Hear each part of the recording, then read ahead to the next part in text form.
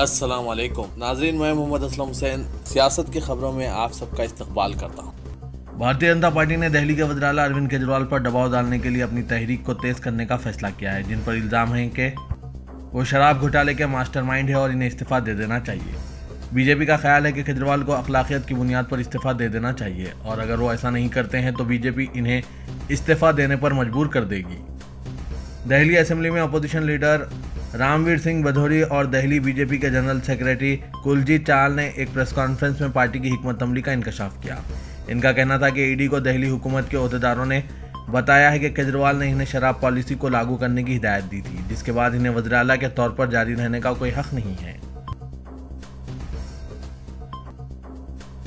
उत्तर प्रदेश रियासती अक़लियती कमीशन के चेयरमैन अशफाक सैफी ने रियासती हुकूमत को एक खत लिखा है, जिसमें उन्होंने मुतालबा किया है कि वो मसाजिद से लाउड स्पीकर ना हटाएं जो डिजेबल की हद की पैरवी करते हैं। रमज़ान से कबल अपने ख़त में उन्होंने निशानदेही की कि ऐसी शिकायत मौसूल हो रही है कि उलमा की जानिब से मुकर्ररा हजम की हुदूद पर अमल करने के बावजूद मसाजिद से लाउड स्पीकर हटाए जा रहे हैं। उन्होंने रियासती हुकूमत से यह भी कहा कि वो रमज़ान के दौरान शहरी सहूलियात जैसी पानी, बिजली और मसाजिद के इर्द गिर्द बेहतर रसाई सड़कों को यकीनी बनाएं। सैफी ने ईदगाह और मसाजिद के इर्द गिर्द बेहतर सिक्योरिटी और स्ट्रीट लाइट के बेहतर इंतजाम पर भी जोर दिया। उन्होंने कहा कि बहुत से लोग मसाजिद में नमाज पढ़ने आते हैं क्योंकि रमज़ान में हर रात नमाज तरावी अदा की जाती है, इसीलिए तमाम सहूलतें होनी चाहिए।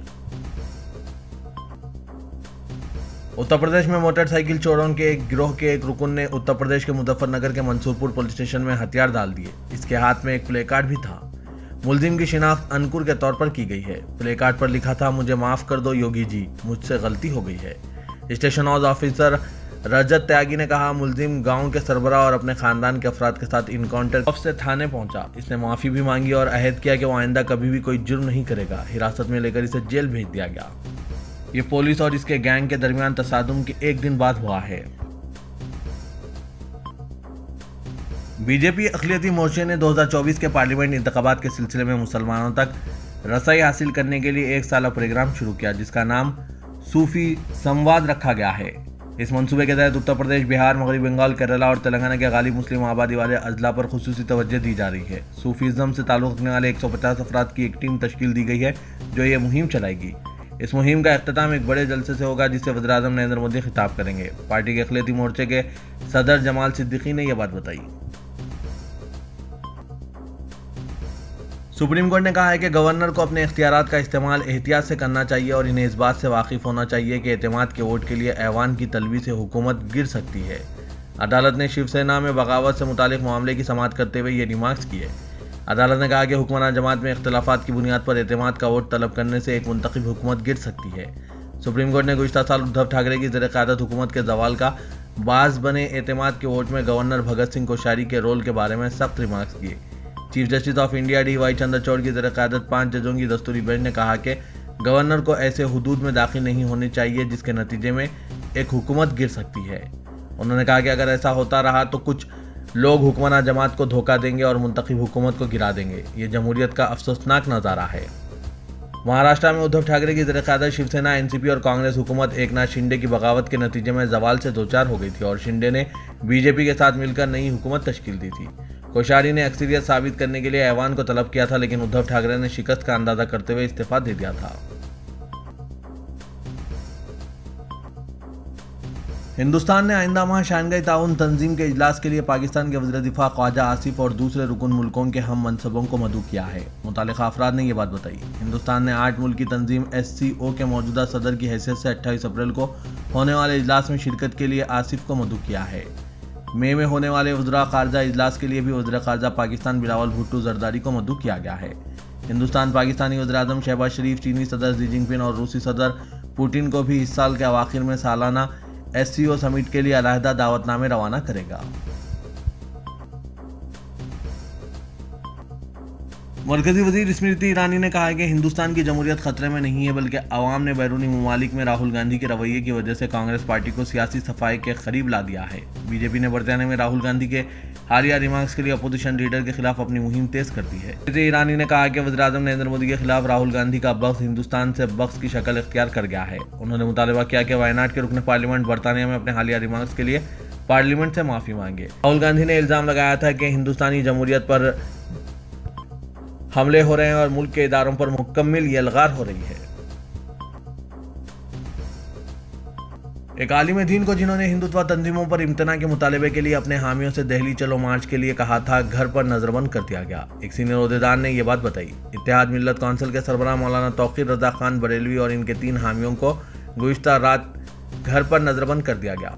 जिला मजिस्ट्रेट शिवकांत देवदी ने यह बात बताई। उन्होंने कहा कि जरूरत पड़ने पर मौलाना की नजरबंदी बढ़ सकती है। बरेली की सिटी मजिस्ट्रेट रेणु सिंह का कहना है कि मौलाना ने मार्च निकालने की इजाज़त नहीं ली। उन्होंने सीनियर ओहदेदारों को सिर्फ जानकारी दी। इंटेलिजेंस एजेंसियों की इस जानकारी पर मौलाना और इनके साथियों को नजरबंद कर दिया गया कि इनके मार्च से नज़्म व ज़ब्त का मसला पैदा हो सकता है। कई अपोजिशन कायदीन बशमूल साबिक सदर कांग्रेस राहुल गांधी ने एक मीडिया रिपोर्ट पर हुकूमत को निशाना तनकीद बनाया, जिसमें दावा किया गया है कि अडानी ग्रुप का एक अहम सरमायाकार एक डिफेंस फर्म का शरीक मालिक भी है। राहुल गांधी ने पूछा कि अहम दिफाई आलात का कंट्रोल नामालूम गैर मुल्की इदारों को देते हुए मुल्क की सलामती पर समझौता क्यों किया जा रहा है। कांग्रेस ने वज़ीर-ए-आज़म नरेंद्र मोदी से कई सवालात किए। इसने पूछा कि वो करोनी सरमायाकारों के माली मफादात के लिए हिंदुस्तान के कौमी सलामती मफादात को कुर्बान क्यों कर रहे हैं। इंडियन एक्सप्रेस में एक रिपोर्ट में दावा किया गया कि एलारा कैपिटल के venture capital fund Elara India और मॉरिशस में दर्ज 4 सरकर्दा इदारों में एक है, जिसके अडानी ग्रुप कंपनीज में शेयर्स है। चीफ मिनिस्टर आसाम हिमंता बसवा शर्मा ने कांग्रेस पर अक़लियतों के लिए मगरमच्छ के आंसू बहाने और अपने दौरे इख्तिदार में इनके लिए कुछ न करने का इल्ज़ाम आयद करते हुए दावा किया कि फिलहाल ये कम्युनिटी रियासत में सबसे ज़्यादा पुरअमन माहौल में रह रही है। उन्होंने ये भी जोर देकर कहा कि इनकी हुकूमत गैर कानूनी सरगर्मियों के खिलाफ क्रैकडाउन जारी रखेगी। ऐसी सरगर्मियों में जंगलाती इलाकों से बेदखली की मुहिम, बचपन की शादियों और दीगर मुजरिमाना सरगर्मियों के खिलाफ मुहिम शामिल है। पुलिस अपनी दिफा में फायरिंग का सहारा लेने से बाज नहीं आएगी। असम के वज़ीर आला शर्मा ने रियासती असम्बली में गवर्नर की तकरीर पर तहरीक तशक्कुर मुबाहस में हिस्सा ले रहे थे। रियासत में जारी बेदखली मुहिम, बिलखुसूस जंगलाती और महफूज इलाकों से बेदखली मुहिम का हवाला देते हुए उन्होंने कहा कि ऐसी मुहिम ज़्यादातर अदालती अहकामात के मुताबिक और कांग्रेस के दौर में बनाए गए क़वानीन के मुताबिक चलाई जा रही है। इस्लामोफोबिया से निपटने के बैनुल-अक़वामी दिन के मौके पर chief minister Kerala P Vijayan ने नफरत और तासुब की तारीकी के खिलाफ मुत्तहदा लड़ाई पर जोर दिया। अक़वाम मुत्तहदा जनरल असम्बली ने तंजीमी इस्लामी ताउन के 60 ममालिक की करारदाद को मंजूरी दी थी, जिसके रूह से हर साल 15 मार्च को international day to combat Islamophobia मनाया जाता है। चारशंबे के दिन ट्वीट में चीफ मिनिस्टर ने कहा कि ये यौम ठोस कार्रवाई का मुतालबा करता है। लालू यादव और इनके खानदान को जमीन के एवज मुलाजमत के केस में एक बड़ी राहत मिली है। दिल्ली की रोज एवेन्यू कोर्ट ने लालू यादव, राबड़ी देवी और इनकी बेटी महिसा भारती समेत तमाम 16 मुलजिमीन की दरख्वास्त जमानत मंजूर कर ली है। अदालत ने तमाम मुलजिमीन की दरख्वास्त जमानत 50,000 रुपये के जाती मुचल्लिकों पर मंजूर की। क़ब्ल लालू, राबड़ी देवी और महिसा भारती कोर्ट में पेश हुए। लालू यादव व्हील चेयर पर अदालत पहुंचे थे। जज ने भी इनकी हालत का नोटिस लिया, साथ ही लालू की खैरियत भी पूछी। इस दौरान लालू यादव के वकील ने जमानत की अर्जी पेश कर दी, जिसे अदालत ने फौरन मंजूर कर लिया। तेलंगाना बीजेपी के मुअत्तल रुकन असेंबली टी राजा सिंह के एक नफरत अंगेज बयान ने इनके लिए मुश्किलात खड़ी कर दी है। इनके बयान पर मबनी वीडियो सोशल मीडिया पर तेजी के साथ वायरल हो रही थी और अब महाराष्ट्र के अहमदनगर जिला पुलिस ने इनके खिलाफ मामला दर्ज कर लिया है।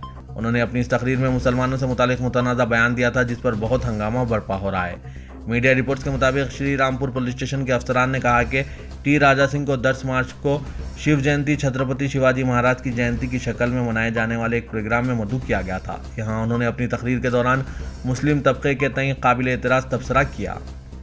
गुज़िश्ता रोज़ मुस्लिम तबके के कुछ मुकामी अफराद ने पुलिस में इनके खिलाफ शिकायत दर्ज कराई। इसी बुनियाद पर राजा सिंह के खिलाफ मामला दर्ज कर लिया गया है। थाना इंचार्ज इंस्पेक्टर हर्षवर्धन गोली ने इस सिलसिले में बताया कि टी राजा सिंह पर ताज़रात हिंद की दफ़ा 295, 504 और 506 लगाए गए हैं। ताज़रात हिंद की दफ़ा 295 किसी भी तबके के मजहब की बेइज्जती करने के इरादे से पूजा के मुकाम को नुकसान पहुंचाने या नापाक करने से मुतालिक है, जबकि 504 और 506 क़सदन बेइज्जती और मुजरिमाना धमकी से मुतालिक है। काबिल ज़िक्र है कि इससे कबल फरवरी में भी राजा सिंह के खिलाफ महाराष्ट्र के लातूर ज़िले में शिव जयंती प्रोग्राम के दौरान मुबैना तौर पर नफरत भरी तकरीर के लिए एक एफआईआर दर्ज की गई थी।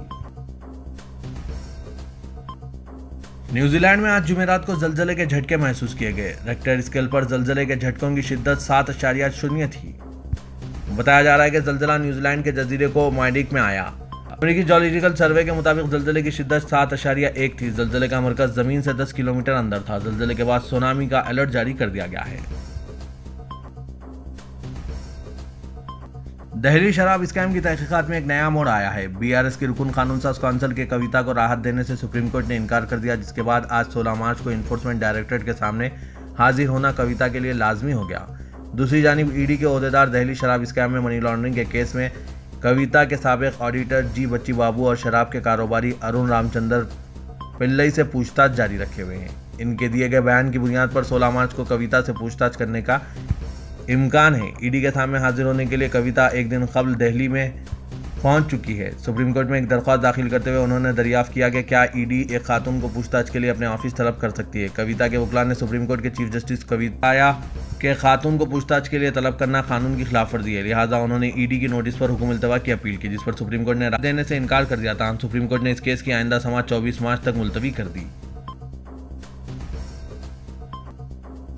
तेलंगाना सदर प्रदेश कांग्रेस रेवंत रेड्डी ने अवाम से अपील की कि वो इस बात का जायजा लें कि अलहदा तेलंगाना के लिए कुर्बानियां किसने दी और फायदा किसको हुआ है। हाथ से हाथ जोड़ो यात्रा के 29वें दिन रेवंत रेड्डी ने निजामाबाद असेंबली हल्के का अहाता किया और मुख्तलिफ इलाकों में पैदल दौरा करते हुए अवाम से मुलाकात की। रेवंत रेड्डी ने गिरिराज कॉलोनी में राजीव गरोहा मकानात का जायजा लिया और गरीबों को तयक़ुन दिया कि कांग्रेस बरसर इख्तिदार आने पर इन्हें नए मकानात फराहम किए जाएंगे। मुकामी अफराद ने सहूलतों के बगैर मकानात हवाले करने की शिकायत की। रेवंत रेड्डी ने निजामाबाद टाउन में मुस्लिम नुमाइंदों से मुलाकात की। शाम में कॉर्नर मीटिंग से खिताब करते हुए रेवंत रेड्डी ने कहा कि तेलंगाना के लिए हमने गोली खाई, हमने जेल की सज़ा कबूल की, लेकिन तेलंगाना की तश्कील के बाद फ़ायदा सिर्फ केसीआर ख़ानदान को हुआ। वज़ीर बल्दी नज़्म व नस्र तारक रामाराव ने आज वज़ीर आज़म नरेंद्र मोदी पर दिलचस्प रिमार्क्स करते हुए कहा कि नरेंद्र मोदी एक अजीम अदाकार हैं। अगर इन्हें ऑस्कर के लिए भेजा जाता तो इन्हें अवार्ड हासिल होता था। उन्होंने कहा कि 2 दिन कबल तेलुगु फिल्म RRR के एक गाना नाइटो नाइटो को ऑस्कर अवार्ड मिला था, लेकिन इस मुल्क पर हुक्मरानी करने वाले अजीम अदाकार भी हैं। अगर इन्हें ऑस्कर तकरीब में भेजा जाता तो यकीनी तौर पर इनकी अदाकारी पर एक और अवार्ड हासिल होता था। कहते हुए KTR ने जलसे आम में मौजूद अवाम से दरियाफ्त किया कि वो अजीम अदाकार कौन है, जिस पर जलसे आम में शरीक अफराद ने मोदी मोदी के नारे लगाए। तारक रामाराव ने स्पीकर असेंबली पोचाराम श्रीनिवास रेड्डी के हमरा जिला कामारेड्डी के निजाम सागर इडलम शाहरा मंजीरा नदी पर 25 करोड़ के खर्च से तामीर शुदा निजाम सागर ब्रिज का इफ्तिताह और निजाम सागर मंडल के मौजा जक्कापुर में 476 करोड़ के खर्च से तामीर शुदा नागामडा गोल्फ इरीगेशन प्रोजेक्ट के तामीरी कामों का संग बुनियाद रखने के बाद मुस्तकिल में मुनक़िदा एक तकरीब को मुखातिब करते हुए ये बात कही। रुकने पार्लियामेंट हैदराबाद व सदर मजलिस असदुद्दीन अवैसी ने रमज़ान मुबारक के दौरान पुराने शहर हैदराबाद में बिला वक्फी बरक़ी की सरबराही, बिला नागा सरबराही आब, GHMC के जरिए सफाई और कचरे की निकासी, नागहानी हादसात से निपटने फायर ब्रिगेड्स की तैनाती और तमाम महकमाजात के अहदेदारों पर मुश्तमिल कंट्रोल रूम के क़याम के लिए रियासती वज़ीर अक़लियती बहबूद के ईश्वर से नुमाइंदगी की।